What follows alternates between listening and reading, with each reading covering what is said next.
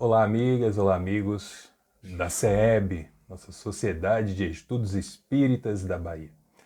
Eu sou Ivan César e mais uma vez estou aqui, para a gente falar sobre Espiritismo, continuar nos nossos trabalhos doutrinários da maneira que nos é possível nesse instante de pandemia. Hoje, dia 1º de maio, né, é o Dia do Trabalho, o famoso Dia do Trabalho. E claro, não poderíamos falar de outro tema que não fosse a lei do trabalho, já que ela é uma das 11 leis morais. Agradecendo, claro, ao convite que mais uma vez me foi feito pela direção da casa, Caterine, Mireia, e rogando sempre a Jesus que eu possa ser digno, não apenas de ter atendido ao convite, mas também de falar em seu nome. Vamos iniciar então com uma prece de abertura, como recomenda a boa prática espírita, e a partir daí passemos então a desenvolver o tema. Para que possamos estar o máximo possível reunidos em um único pensamento, vamos então fazer a prece que Jesus nos deixa, como prece dominical, que é o Pai Nosso. Pai nosso que estais nos céus, santificado seja o vosso nome. Venha a nós o vosso reino, seja feita a vossa vontade, assim na terra como nos céus. O pão nosso de cada dia nos dai hoje. Perdoai as nossas ofensas, assim como nós perdoamos a quem nos tenha ofendido. Não nos deixe cair em tentações e livra-nos, Senhor, de todo mal. Amém.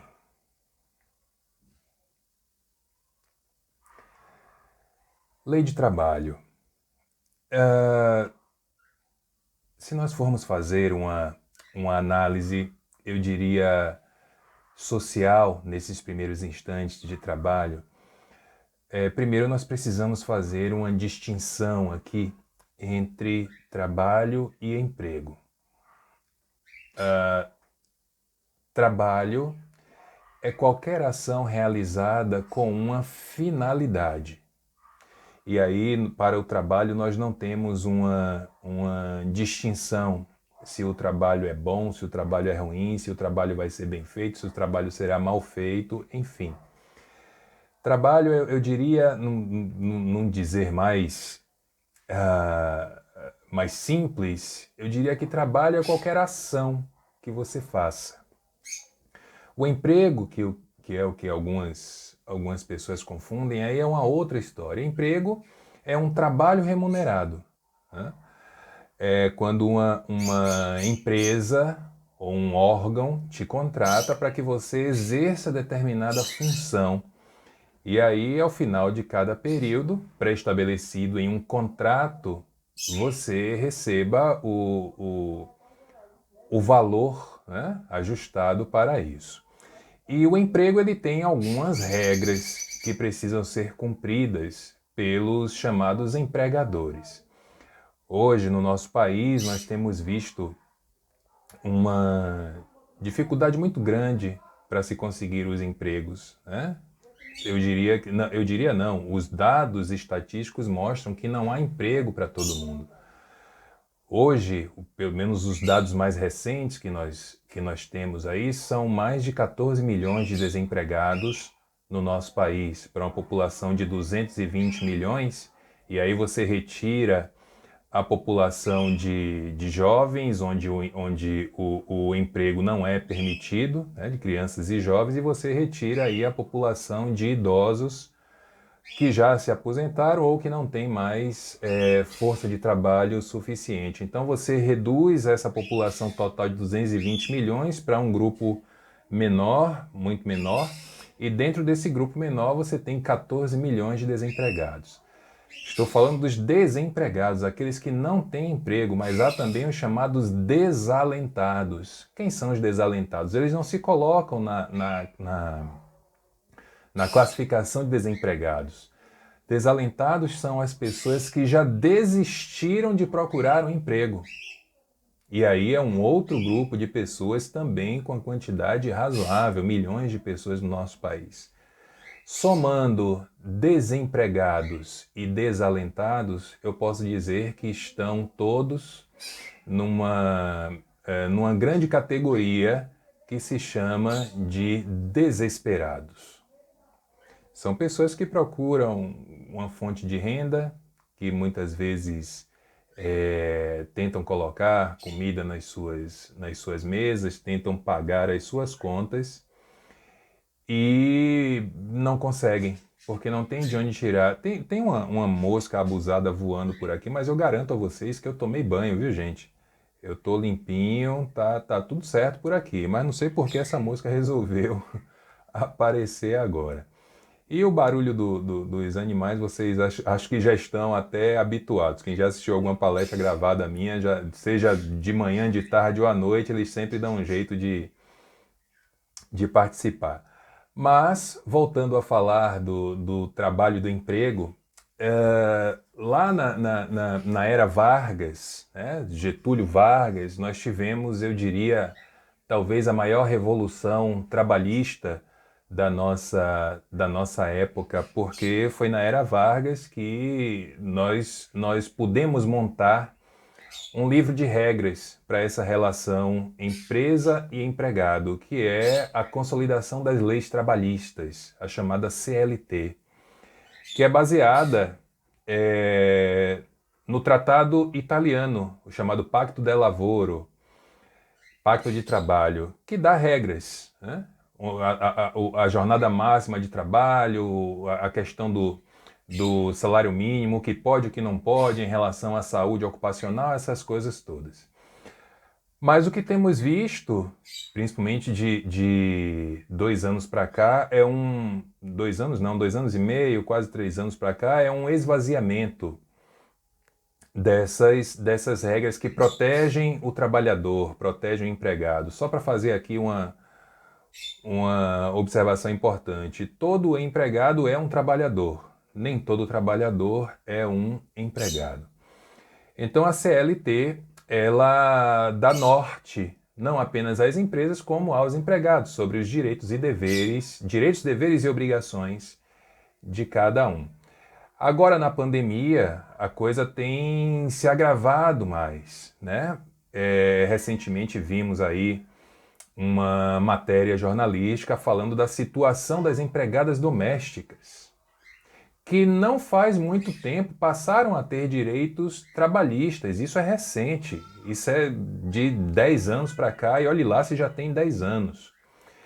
E aí o que é que aconteceu na pandemia? Algumas famílias, algumas pessoas que ainda, de alguma forma, estão voltadas ao regime escravocrata, né? O regime de aproveitamento da mão de obra de quem quer que seja, não pagando aquilo que é o justo pelo trabalho executado.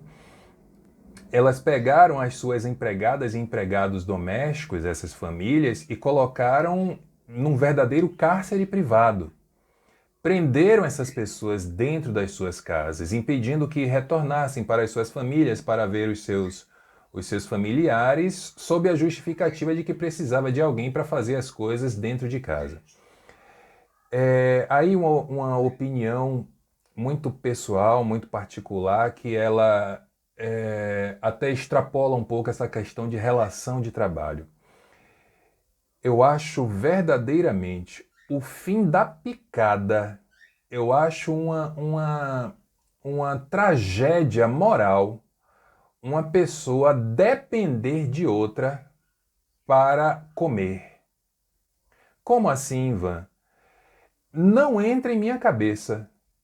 E eu já sou um homem de 40 anos, então, e já venho refletindo sobre isso há muito tempo. Mas não entra em minha cabeça que alguém não tenha a capacidade de, dentro da sua casa, ela se dirigir à cozinha e preparar um café da manhã, um almoço ou um jantar. Isso não entra em minha cabeça. Gente que não sabe fritar um ovo, gente que não sabe fazer um arroz, não entra em minha cabeça.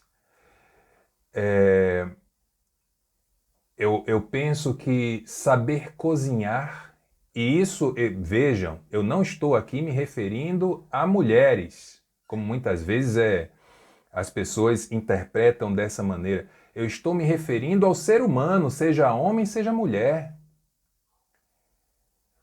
Talvez pelo fato de eu ter tido uma criação para ser independente, a mim soa muito estranho, muito mesmo, quando eu vejo alguém dizer assim, eu não sei cozinhar. Você não querer fazer é uma coisa, é uma escolha sua. Agora, não saber cozinhar, limpar uma casa, varrer, fazer uma faxina, gente, isso realmente é algo que, enfim, na minha cabeça não entra. Então, termina sobrando para essas pessoas, para as empregadas domésticas, que normalmente são mulheres, né?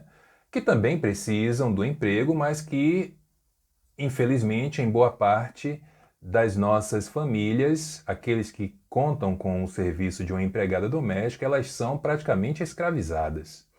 Nós vimos aí a declaração polêmica do famoso, né? Famoso é uma ironia da minha parte, mas do marido da cantora Ivete Sangalo, quando ele dá uma entrevista dizendo que toda a responsabilidade de ter levado o coronavírus para a família dele foi da empregada doméstica. Porque empregado, você sabe, né? Palavras dele. Empregado, você sabe, né? Tem essa coisa de dar folga. Que coisa. Então ele está achando ruim o empregado ter direito à folga. Enfim, mas não vamos focar aqui nesse tipo de gente desconectada com qualquer senso de humanidade. E para quem acha que eu estou exagerando, depois vejam o pedido de desculpas dele e vejam se não foi pior do que a frase do que as coisas que ele falou na entrevista. Mas vamos seguir aqui com o nosso trabalho. Como eu comecei dizendo, lei de trabalho é uma das leis morais do Espiritismo. É uma das leis morais que a doutrina espírita nos apresenta. E eu separei apenas duas questões, de outras tantas que eu poderia trazer aqui, para começarmos a debater um pouco mais essa lei de trabalho que os Espíritos explicaram a Kardec e Kardec coloca em O Livro dos Espíritos. A primeira delas é a questão 674. Kardec pergunta assim: a necessidade do trabalho é lei da natureza? E a resposta dos Espíritos é: o trabalho é lei... Desculpem. O trabalho é lei da natureza. Por isso mesmo que constitui uma necessidade, ou seja, não é a necessidade do trabalho que é lei da natureza, é o trabalho que é lei da natureza.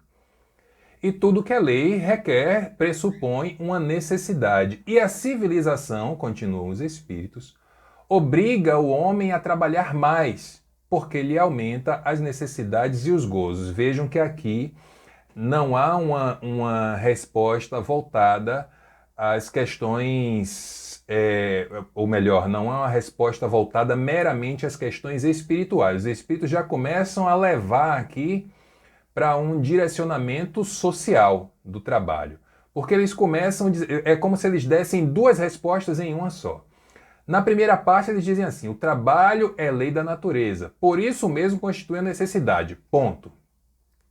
Você, eu, qualquer um de nós precisa trabalhar.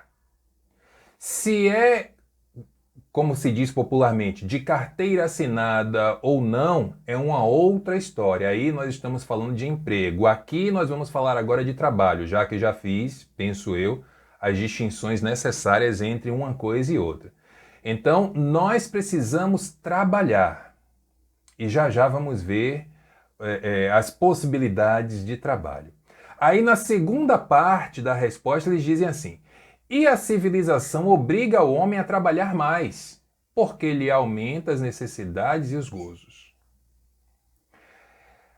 Aí já partimos para um campo da subjetividade. Por exemplo, você acha, você acha que você precisa de um carro para se locomover melhor. Nós temos o serviço de transporte público, que sabemos aqui na nossa cidade não é lá essas coisas. Aliás, está muito longe de ser qualquer coisa. Inclusive aumentaram agora a passagem, né? No momento de pandemia, no momento que as pessoas estão perdendo renda, no momento que muita gente não tem o que comer, ainda colocam 20 centavos na passagem do ônibus e do metrô. Nossa, Ivan, mas 20 centavos não é nada. É? Tá bom. Não vou entrar nesse debate aqui, não. Então, nós temos o transporte público. À exceção do transporte público, você poderia optar, por exemplo, sei lá, por uma bicicleta e enfrentar aí os riscos do trânsito da nossa cidade, que também não é nada agradável. Ou você pode se deslocar a pé, né? Andando a gente chega em qualquer lugar. Como vai chegar, quando vai chegar é uma outra história, mas que nós podemos chegar, podemos. Mas você define que você precisa de um carro para se locomover melhor, seja para ir para o seu trabalho, seja para deixar seu filho, sua filha na escola, o que quer que seja, o motivo não importa. O fato de você decidir precisar de um carro abre um leque enorme de possibilidades. Qual é o problema disso? É nós buscarmos, entre aspas, possibilidades que não estão ao nosso alcance. Você precisar de um carro, você pode, por exemplo, comprar um carro usado, um carro seminovo. Mas aí tem gente que ganha salário mínimo, ou às vezes nem isso ganha, quer um carro, não vai poder pagar. Outros que ganham pouco mais do que isso e já quer um carro importado. Aí é o que os espíritos dizem. A civilização obriga o homem a trabalhar mais porque ele aumenta as necessidades e os gozos. Veja, a pessoa tem necessidade de um carro. Depois de fazer todas as análises possíveis, ela chega à conclusão de que necessita de um carro. Mas necessitar de um carro usado, de um carro seminovo, de um carro zero, de um carro importado, aí já vem dessa confusão que a civilização, a sociedade muitas vezes nos impõe. E nós, imersos nessa confusão toda, a gente termina abraçando causas que nunca vamos conseguir dar conta. Pergunta 675. Por trabalho, essa é a que realmente vai dar ensejo a tudo o mais que eu vou falar aqui. Por trabalho, só se devem entender as ocupações materiais? Ou seja, eu só posso considerar trabalho aquilo que eu faço utilizando a minha ação material, utilizando a minha força, utilizando o meu pensamento. Por trabalho, eu só posso considerar o emprego, aquilo que me traz algum retorno financeiro. É só isso que é trabalho? Pergunta Kardec. E a resposta dos espíritos, não dá para mostrar aqui para vocês, mas eu coloquei em negrito e em letra vermelha, que era para dar bastante destaque. Os espíritos dizem assim, não. Por trabalho só se devem entender as ocupações materiais, os espíritos dizem não. O espírito trabalha assim como o corpo. E aí vem a frase que ela arremata tudo isso que eu falei aqui até agora. Desde lá, quando comecei a falar de trabalho, emprego, de desempregado, desalentado, desesperado, até agora. Os espíritos dizem assim, toda ocupação útil é um trabalho. Se essa ocupação útil ela é espiritual ou material, é uma outra história. Sendo material, se ela é voluntária, gratuita ou remunerada, é uma outra conversa. E justamente pegando esse gancho da resposta 675, é que eu preparei esse material para a gente debater aqui, né? E baseei em uma obra que eu acho muito interessante mesmo. Quem já leu, certamente, acredito eu, vai concordar comigo. Quem não leu, eu sugiro a leitura. É uma obra da benfeitora Joana de Ângeles, que ela dá o título de Leis Morais da Vida. O que é essa obra? Joana de Ângeles simplesmente pega as 11 leis morais que estão lá na terceira parte de O Livro dos Espíritos e ela destrincha essas leis morais, trazendo alguns textos para cada uma dessas leis. Por exemplo, lei de trabalho, que é a que a gente vai debater aqui, Joana traz 6 textos, se eu não me engano, sobre lei de trabalho. E são nesses textos, ou melhor, e foi nesses textos que eu coletei material para que a gente possa debater aqui a lei de trabalho não sob o aspecto material, ou melhor, não apenas sob o aspecto material, mas também e talvez principalmente sob o aspecto espiritual. Então, a obra Leis Morais da Vida, no capítulo Lei de Trabalho, é o segundo capítulo, Lei de Trabalho, ela é a base para essa nossa conversa de agora. E Joana começa um dos textos, eu fiz um recorte aqui, né? Eu pensei algumas frases de todos os textos que eu falei, desses 6 ou 7 textos baseados na Lei do Trabalho que Joana escreve nessa obra. E a primeira frase que eu trago aqui é quando ela diz assim: o trabalho é, ao lado da oração, o mais eficiente antídoto contra o mal, corrigindo as imperfeições e disciplinando a vontade. Trabalha e ora. Quando Joana começa, já no seu primeiro texto sobre lei do trabalho, a falar, a puxar para o trabalho e a oração, ela já está direcionando a nossa ideia para o trabalho espiritual. Porque pensem, imagine que você tenha o melhor trabalho sob os aspectos materiais que você já pensou em ter na vida. Se aquele trabalho não tiver um sentido para você, se ele não tiver um significado para você, se você não tiver uma motivação para todos os dias acordar, se organizar, se arrumar, sair da sua casa para ir para aquele melhor trabalho do mundo, dando uma razão a isso, de nada adianta. E tudo isso são questões íntimas, assim como a oração. Então, quando Joana diz que o trabalho ao lado da oração é o mais eficiente antídoto contra o mal, ela está falando sobre um aspecto muito geral, com perdão da redundância, sobre os aspectos materiais, sobre os aspectos espirituais. Porque o mal que pode nos abater, o mal que pode nos visitar, ele está nas duas esferas da vida. Ou alguém aqui acha que uma geladeira vazia não é um mal? Ou alguém aqui acha que a pessoa que não tem motivação para nada na vida não é um mal? Aliás, uma coisa que aprendi, e para mim ficou muito clara à época da faculdade e do curso de especialização, de pós-graduação que fiz. Muita gente acha que salário, valor, é o que efetivamente motiva um empregado. Pode até motivar realmente você ganhar um aumento salarial, pode até lhe motivar, mas num período muito curto de tempo. Como exemplo disso, vejam aí jogadores de futebol, só para dar um exemplo.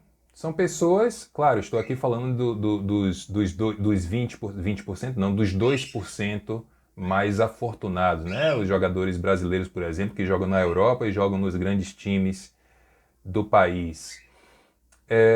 Quantos deles não estão desestimulados? Mas eles ganham milhares de reais por mês, alguns até milhões, e não sentem motivação para o trabalho. Então a motivação ela vem de fatores internos. Vem dos reconhecimentos, das condições de trabalho, do sentido daquilo que você está fazendo, enfim.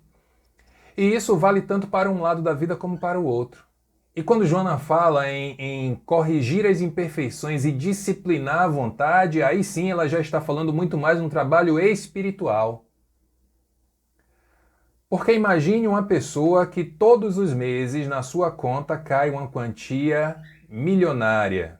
Milionária talvez seja exagero meu, mas caem lá milhares de reais na sua conta, todo final de mês.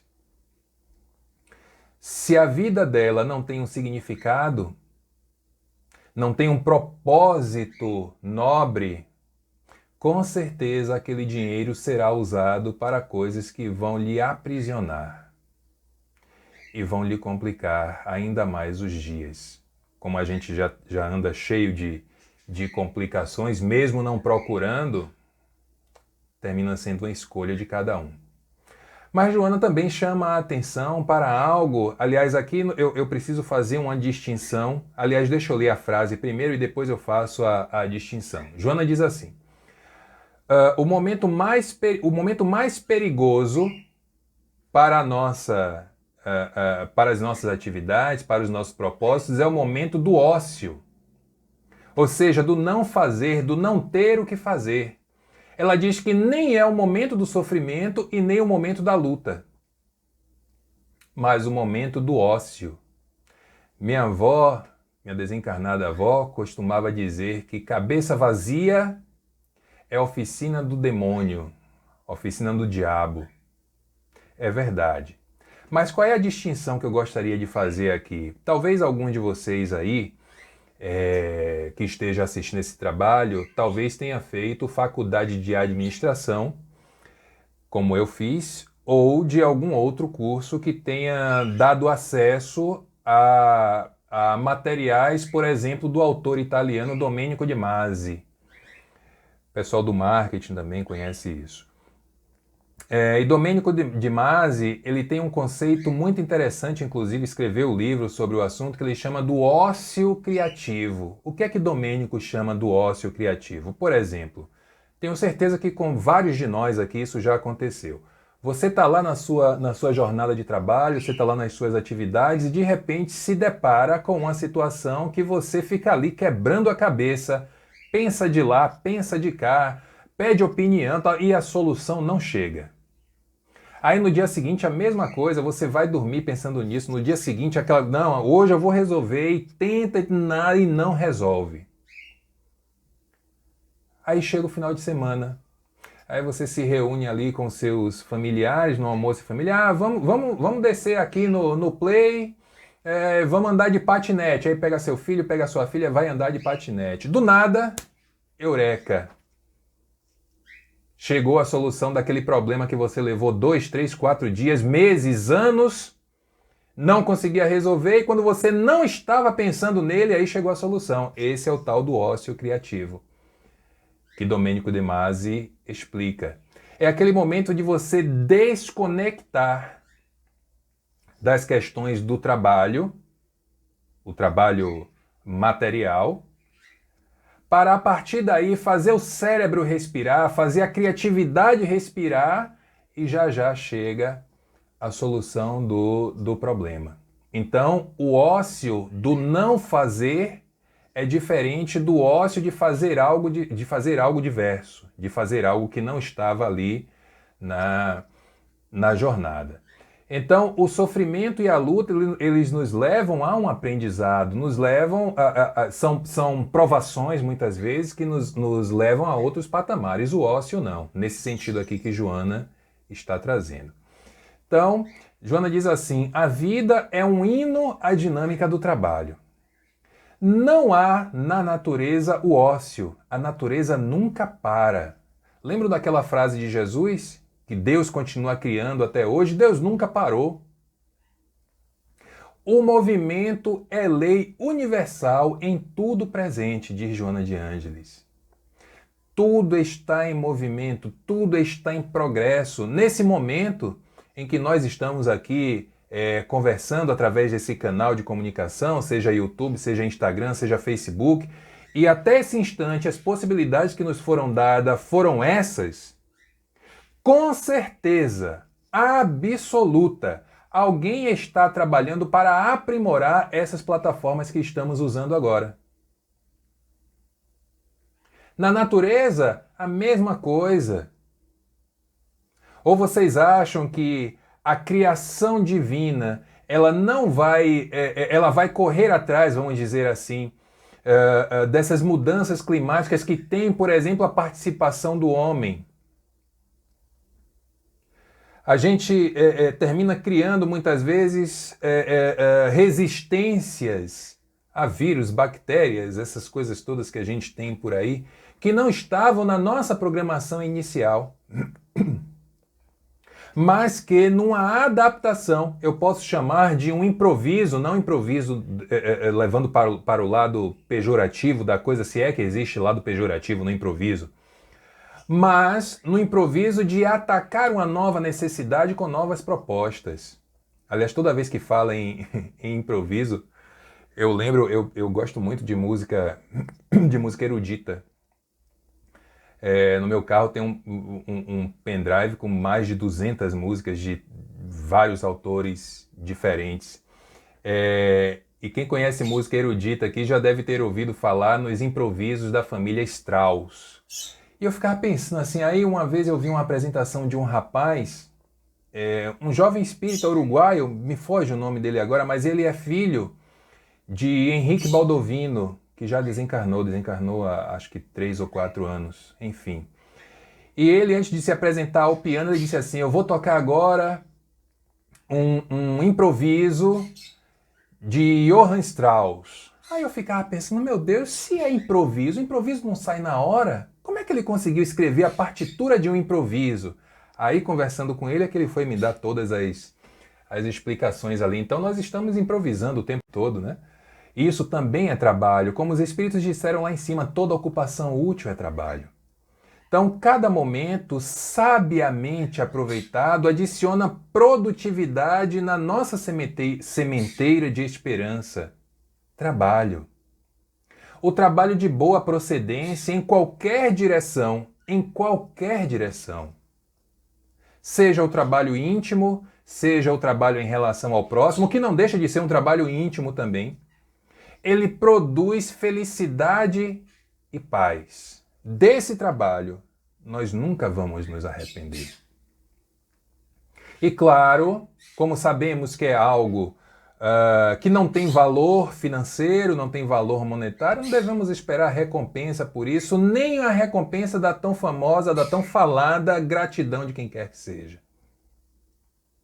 Eu acho que eu já comentei isso com vocês, mas eu lembro de uma ocasião muito interessante que eu estava com um grupo de pessoas, a gente ia pelas ruas fazendo determinado trabalho, e no último atendido,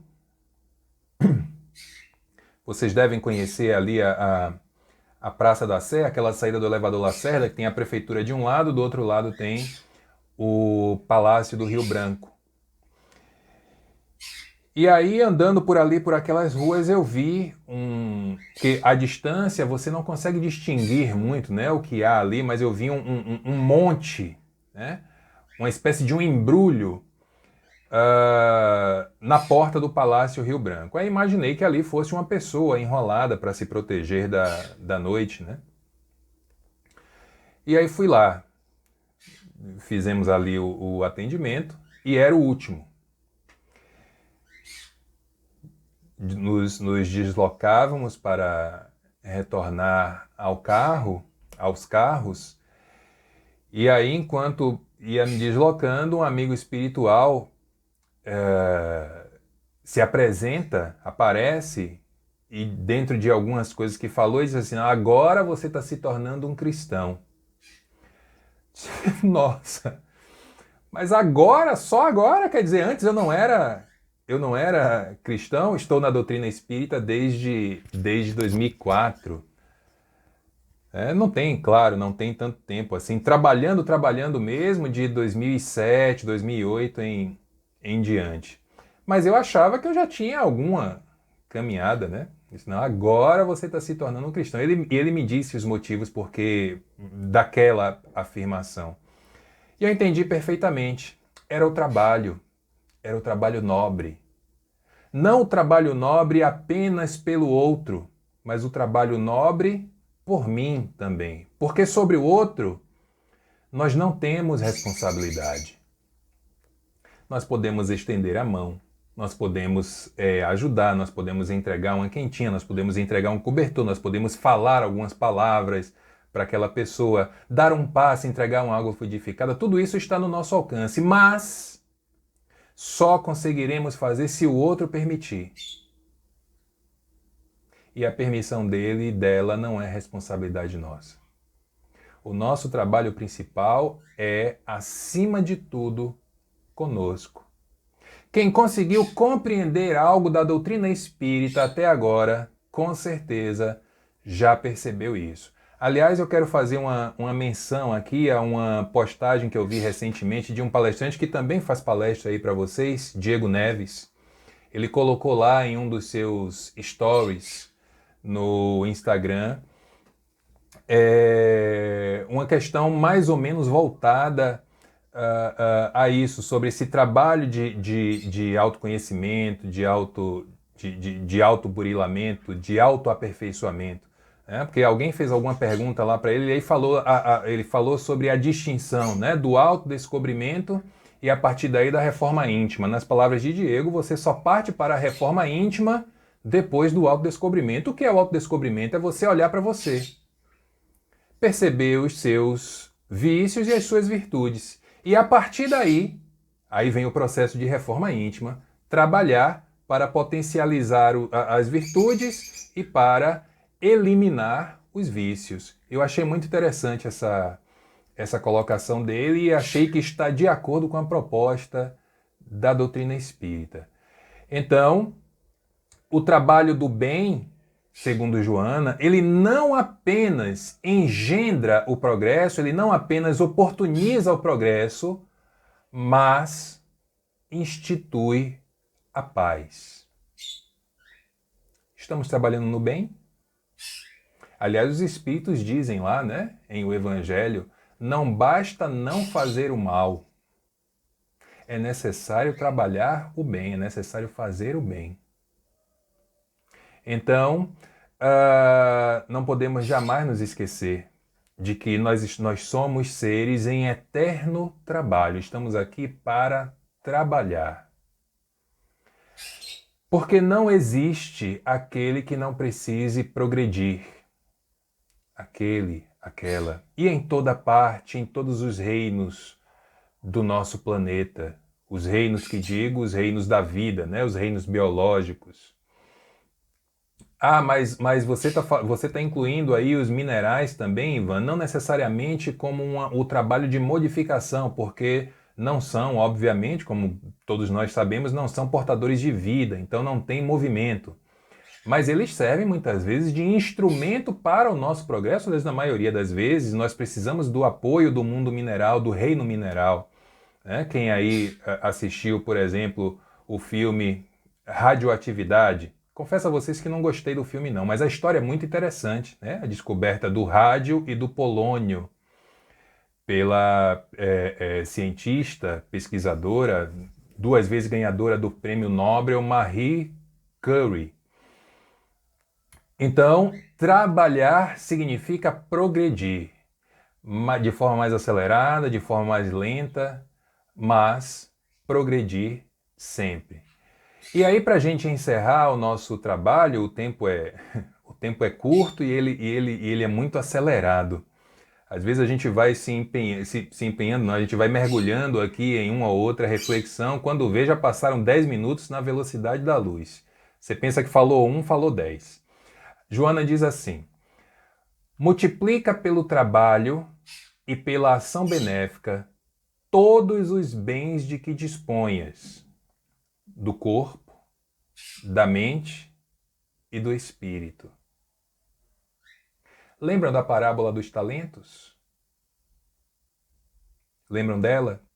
Eu acho que ela é uma figura de linguagem das mais importantes para entendermos o valor do trabalho. E quando Joana de Ângeles nos fala para multiplicar pelo nosso trabalho e pela ação benéfica, sempre importante salientar, trabalhar necessariamente não significa fazer o bem.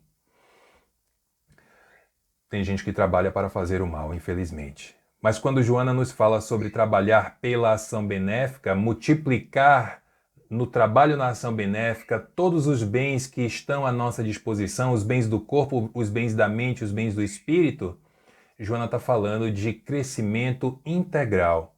Porque para o nosso estágio, para a nossa necessidade, um não vai sobreviver sem o outro. Cuidai do corpo e do espírito.